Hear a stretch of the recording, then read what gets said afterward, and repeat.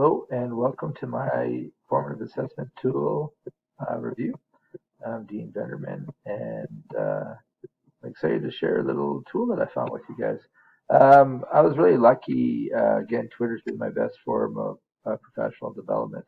And when the assignment came up for this class to review a tool, I was kind of going, wow, I've used quite a bit, both with technology and non-technology. And I was like, I'm not sure what I should do here. But I was actually lucky. This tweet came across, and it took me to Regrow Teachers, that really great website in its own right, and it had 18 of the best formative assessment tools for teachers. It has a nice little intro about the importance of formative assessment. Getting that feedback loop going, whether you have an exit ticket, how to engage learners, and this is a list that came up of 18. Now, the one off the top, I'm like, this number one, I've never heard of Loop. So I guess I was out of the loop on that. But that's the one I'm going to review. But I like Google Forms, Socrative. I love using hand signals, thumbs up, thumbs down, clickers, Flipgrid, and the list goes on. The only other one I saw on this list was something called dot storming, which looked kind of interesting too. But I'll definitely put this link in, and if anybody wants to take a peek at it, you can. But what I went to is I went to Loop. I'll add some screenshots about my initial setup and login. Like, it will ask you, are you a teacher or your student? So I chose teacher, and then I drilled in with this, and I was able to log in using my Google account. I'll show you some information later on, but this is the free account. There are some limitations, like you can only have 3 classes with up to 50 kids in each class, and it's only kind of one teacher. But for what I would use it for, it's perfect. But if you want to take a look at the pricing thing, there's ones for schools and divisions, and you can have like unlimited classes and teachers and get more analytics in that. But for what I would use this for, the free version is more than good enough for me. Also, too, you can do it on the desktop like where we're looking here, but there's also a free app that you can get in the Google Store and in the Apple Store as well, that kids could put on their phones, or teachers could put on their phones and administer through that too. So this is kind of the dashboard. And that's one thing that I don't like about this app. Very few things I don't like, but I like it simple and clear, but sometimes it's too simple. And, to ever get back to here, you have to click on this loop icon, and that will take you back to your dashboard. So that was a little bit of a frustrating thing, but it's pretty basic and easy to use. Also, some of the research I found out, this is made down in Australia. So this website is loophq.io.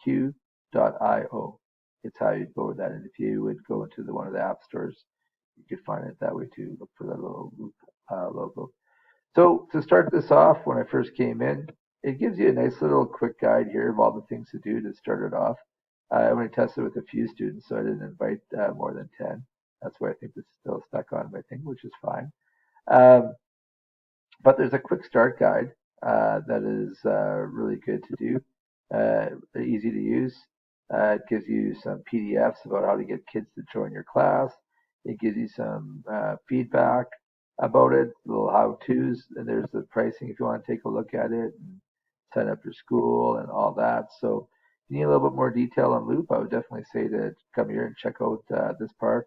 It's really good. And even by drilling through some of the things, I found it really interesting. There's a plan with the teachers for zero free. You can see the little bit of the difference there. So some pros and cons to the free and not having the free one. But this is really interesting. Loop has some really good data on the importance of formative feedback and what their app could kind of do for you in terms of collecting data and enhancing the learner experience. So I'll put that in the blog too. If you're interested, you can definitely take a look at that. So when you're in here, you're in the dashboard. What I did first is I went to, and here you can, if you guys, oh look, got a little message there from Loop, which is nice. And that's one thing that they'll do too. Once you sign it with your email, you'll be able to do that. So that was good timing. You can import from Google Classroom.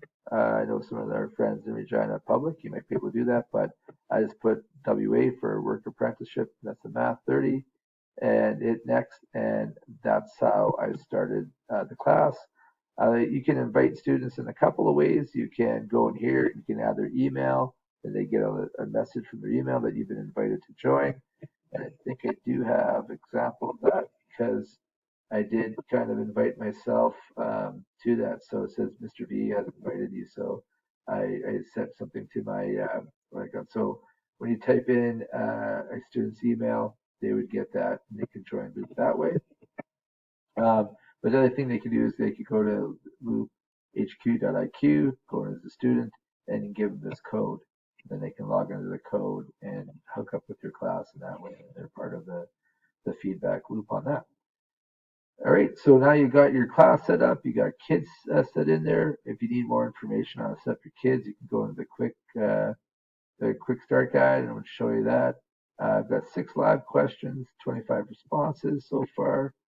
I can ask a question, I can send an announcement, and what I'm just going to do is I'm just going to click on the class and drill into that a little bit, and you can start to see I have 6 live questions right now.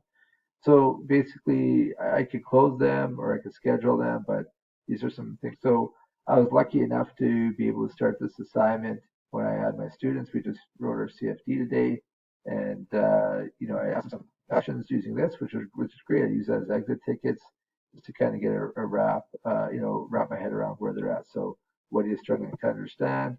You can take a look. There's responses for that. I did this one because I wanted an analysis mode. You can see my students down there. I'm going to put some of their responses in the blog, but take off their names. But this quadrant has gone by quickly. It's still trying to process a few things. So what I can do then is I can go into the message, and I can go back here and I could say, yeah, it went by quick. And this inbox is really important, and I'll talk about that soon. So went by quick. Went by. Okay, so, and I can send that in. Now I'm starting the discussion loop with my student. So that's really good. Again, one thing I do not like about this a little bit is that you have to go back to here, back to your, I guess I could have went back to my browser, it might work too, but this kind of gets me back to my dashboard. And I can look and see I have 6 live questions, none are scheduled and none are closed. All right. So you can see these little icons.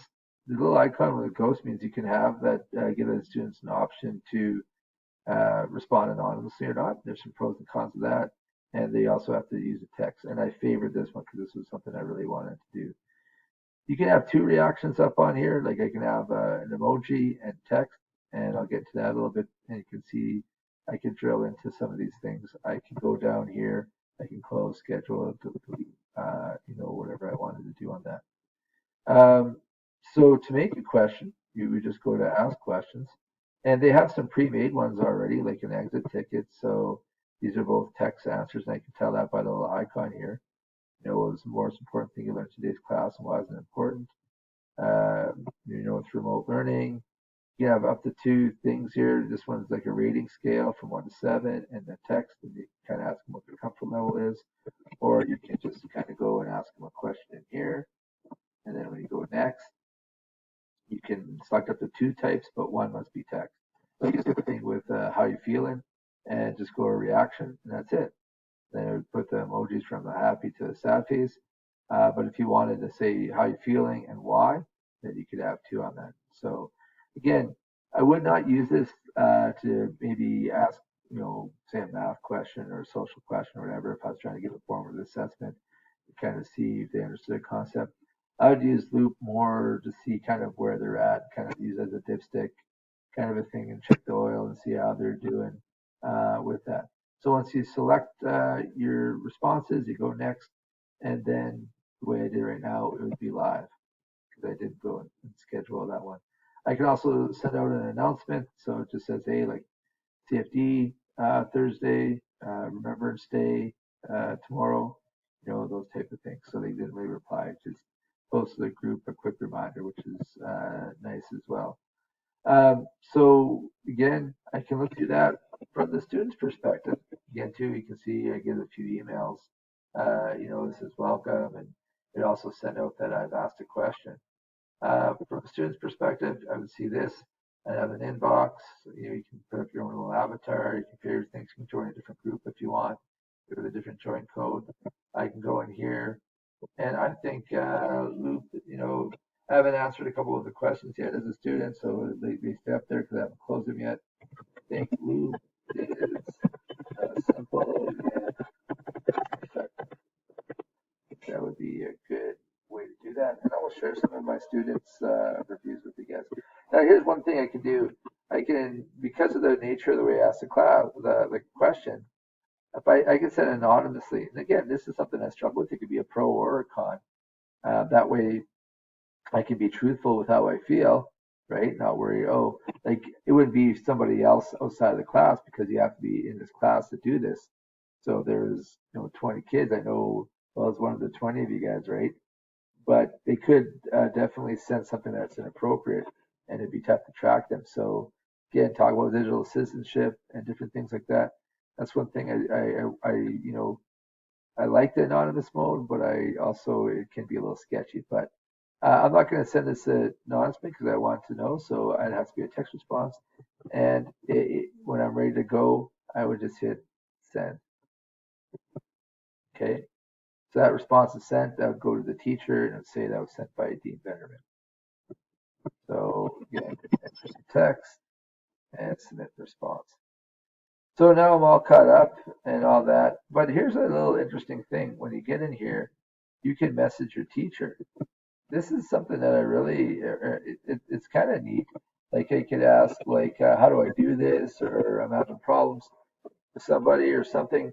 I could just start a conversation and send it anonymously, which again, it's a little bit interesting. I wouldn't know exactly, but if it's a question like I need help with a sign, as we learn about the sign law help. If you send it anonymously, I won't know that who needs it, right? So that's kind of the thing. It shows you who you're saying it to. If you had a different class, you could switch this. But so if I went here and I sent this anonymously, it'd be sent, right? It's sending to me. So now as a teacher, when I go here, I see, I got 2 new responses. So when I click on this, right, I take a look. I got a new response to how loop went. Oh, see, look, it came from Dean Benderman. It's saying his loop is simple yes effective. Oh, thanks, Dean. Great. I could go in there now and I could message back and say, oh, that's awesome. I must have clicked on something there. Sorry. So it's good that way. Oh, maybe I've got too many things open again. I got thinking about it being loopy. So I can look here. I just went back to the student mode. That's probably why. It's because I got too many things on the go here. That's all right. I can see that I've been talking with Mr. V here and his responses and that kind of stuff. So I can see what the discussion is about. There you go. And it's probably just so when I go here as a teacher, go to the inbox, you can see that sign law help I put as anonymous. So I don't know who needs help, right? And I could say who needs help, then we go, then you could probably take it off and went by fast. You can see here, I did one and I said, I did a test and that came, from me. So, there's my announcement. Okay, oops. So that's the thing with anonymous. I don't, it's a double-edged sword with using that or not. Again, you have to do that. So going back to loop, you got a new response. So now I want to see where that one was on. How did the CFD go? So there's my response to it. And you saw that, great. So again, I could close things off. I could go to the inbox. The inbox shows the timestamp on it, whether you initiated or a student went by on it. Like when I go to this, great, I can see the what went through there on the conversation, and you can look for kids individual too. The other thing that's kind of neat too that you can do is when you go to your account details, you can refer teachers. You can create a password, disconnect, you can put your group configuration, show your individual entity on your home page. So everything. So that's neat. Another thing that's really neat is when you go into here and you go to the gear, I can actually export my data. So I exported the data, so I hit the column with the kids' names, but I could see what all what everybody's saying, and then that's some pretty good data that I can use to, make decisions with and that type of thing. So that's the whole loop. Hopefully, I think it's a really cool app. The kids liked it. I got some really good response from them that I'll share in the blog. It's simple yet effective. There's a couple of things that are a little bit questionable, uh, but I think overall it's pretty good. So I'd love to hear what you guys think of this. Um, Thanks for watching this, and I hope you enjoyed the blog and the review. And I hope all you guys are doing well. And until next time, ECI for life. Take care.